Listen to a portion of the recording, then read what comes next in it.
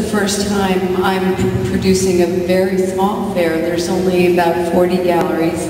I'm used to producing fairs that are over 100 galleries. So I have to say it's a pleasure to be on such an intimate scale. And it's hard to answer your question about the changes because when I was with Art Miami originally, we were always at the convention center. We were the only fair. There was no such thing as a satellite fair. And then last year we moved it to Wynwood in a big tent, and we were part of the whole Art Week during Art Basel, which is very exciting. It completely changed the, not only the mood of the fair, but the composition of the fair. We attracted completely different galleries from around the world.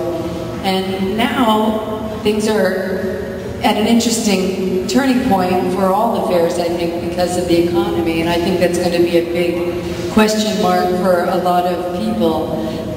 But before I go on, I really would love to know, with a show of hands, how many of you have never been to an art fair in Miami? Okay, only one person. Okay, two. Okay, it's interesting. Well, there's a few more. Because it's interesting for us as you know, art fair veterans. Maybe they've been to an art fair and they didn't know it. That would be interesting. It's because it's interesting for us to know who we're addressing, because to be a newcomer to a system of 20 some odd fairs that occur at the same time, it takes a lot of logistics to really understand how that works. Who is at all these fairs? What kinds of galleries? What kinds of fairs? Red Dot Fair is a contemporary fair, for example, that has, I would say, mid-range galleries that are not necessarily the superstars that those collectors who perhaps travel around the world looking for specific artists with specific galleries may not be familiar with the galleries that are at Red Dot. It's the perfect fair for an introduction to purchasing contemporary art on a reasonable level. For example, a lot of the work that one finds at Red Dot will be between $5,000 and maybe $30,000, as opposed to starting at 30 and going up into the millions that you might find at Art Basel. So there are different levels, and Heather will talk about her fair and how hers is different from ours. But I think what's really important for somebody who's interested in art fairs, which you obviously are, or else you wouldn't be here, is to really know who is going to be at the fairs that you might be interested in. At Midtown, it's the first time there are multiple fairs at one place, in one complex. And it's turning out to be, I think, to be a very important destination for the visitors, because as Alexandra mentioned, we are organizing shuttles that will take people to all the fairs and from Miami Beach. So it'll be very well organized. It'll be have a lot of really good signage. People will be able to go everywhere without their own car. And then there's going to be plenty of parking in Midtown, so it'll be much more accessible on a lot of levels.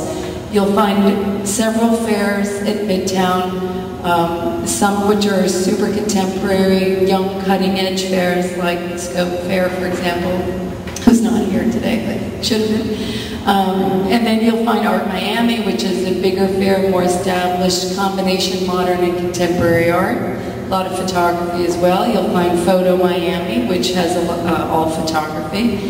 You'll have a lot of variety, and then you'll find Red Dot, which will have primarily painting and sculpture with some photography.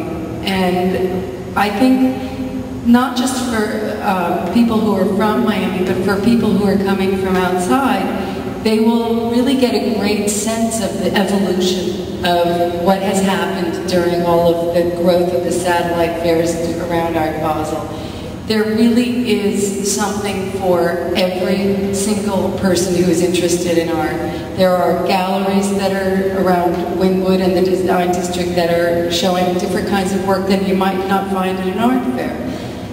And I think to Bonnie's point about your scorecard, it's really your schedule. You really need to plan every day And like, I always use an Excel spreadsheet. I write down every fair, all the hours they're open, and figure out where they overlap and where they don't overlap, and plan your day on Miami Beach, plan your days on the Miami side, and wear very comfortable shoes. It's a practical thing. And really just go from one to the other and start really developing your sensibility of what it is that you like if you're a new collector, and really figure out what are you being drawn to. You could go to 5 fairs in a day and say, okay, I know exactly what I liked. It was at the first fair or is at the second fair, and now I'm ready to go ahead and feel confident about my own education about what I'm looking at. And I think one more thing I'll say is that what's really important to know about the art fairs, all of them are galleries that are bringing their artists' work. They are there to educate you. They are there to help you learn, because it's really important to know that there is nothing to be intimidated about asking any question about any artist, about any price. That's a really good point, because I also studied changes in the art world, and one of the things I always regretted was the demise of Soho in New York, because Soho was a very friendly place. It really was like a little town, and you could walk into Castelli Gallery and you'd see them and exchange information, and see Paula Cooper, she's standing right there, and I would get to galleries, and most of the dealers couldn't get out to see galleries and exchange information. You could stand on the corner of Prince and Broadway and see almost everybody you know in the art world from all over the world pass by. Once everything moved to Chelsea, it changed. The streets were so wide, you didn't even bother to go across the street. If you saw someone you knew, you just waved. The dealers in these big, almost corporate galleries, they disappeared into their offices in the back, and you never got to see them again unless, of course, you knew them. But I can tell you, even the most savvy, sophisticated collector is totally intimidated by the young receptionists at the front desk. What's beautiful, so as a result, and part of the whole gallery experience is this relationship building. And that was sort of falling apart. It was at the same time that the waiting lists started, so there became this whole psychological thing that was happening in the gallery scene. But when you have a fair, well, Barbara Gladstone's sitting right there at her desk. She can't hide. There's Loring Augustine, they're right there. You can go right up and talk to them. And it sort of helped break down the barriers and make it maybe a little less intimidating for people.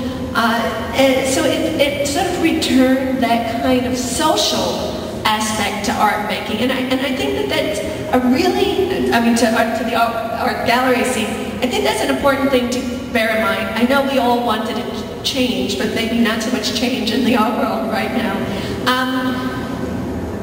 The art fair is basically the same as any other trade fair. Its purpose is for dealers from all over the world to come into a city where they might not have had contact before and build new relationships, introduce new artists, educate, and not necessarily make sales right away. In the heyday of Art Chicago in the 80s, and that was an art fair. Even Art Basel cannot compare to Art Chicago in the 80s. Why did that exist? Art Chicago existed because in the 80s, collectors did not travel, even curators did not travel the way they have been the last 15 years, especially in the Midwest.